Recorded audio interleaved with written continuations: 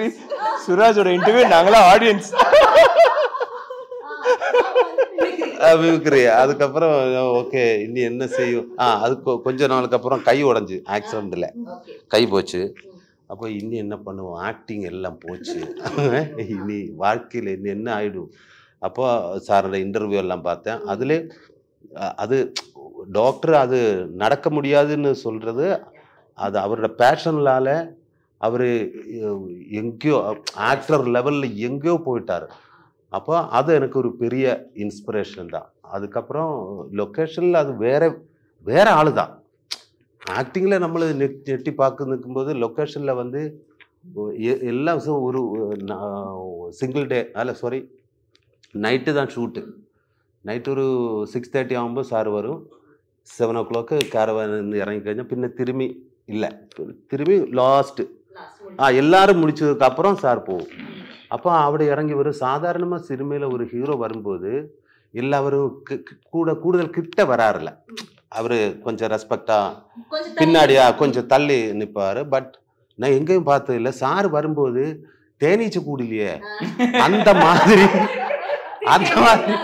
எல்லாரும் சாருக்கிட்ட வருன்னா இது என்னடா இது வர அவர்கிட்ட ஒவ்வொரு பேர் எடுத்து பேசும். அது எனக்கு புதுசு. இது என்ன சார், அவர்கிட்ட எல்லா செக்ஷன் அசிஸ்டண்ட்டு அது எல்லாரும் பேர் எடுத்து பேசி எப்படி இருக்கு என்ன இருக்கு நல்லா இருக்குங்களா, ஓகே இனி யாராவது இங்க வரல, டே குமாரு நீ எப்படி இருக்கு, அப்ப அவரு ஆமா சரி சார் சரி நேற்று எல்லாம் சொன்ன எல்லாம் கரெக்டு தானே, எல்லாமே கரெக்ட் சார் எல்லாம் கரெக்ட் அப்படி எல்லாம் நின்று எல்லாரையும் ஹெல்ப் பண்ணுவாரு. இவரோட இது வந்து இந்த மேக்கப் மேம் வந்து பாம்பே, எனக்கு வந்து விக்ரம் சார்.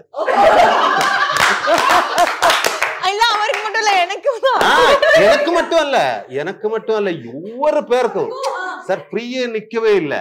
ஃபுல் எனர்ஜெட்டிக்காவும் ஒரு பேசணும். அதாவது ஒரு இடைக்கு கேமரால ஒரு கட்டர் போடுறேன், சரி வெயிட் பண்ண அது ஃபைட்டு கை உடைஞ்சா ஓகே, அது இந்த கிரீம் போடு எல்லாம் அது மேக்கப் இவருக்கு எல்லாருக்கும் மேக்கப் எல்லாம் இது கொடுத்து இந்த மாதிரி ஒரு எனர்ஜெட்டிக்கான ஒரு ஆளு நான் பார்த்ததே இல்லை. இது எல்லா யூனியன்லயும் கார்டு போட்டிருக்காரு.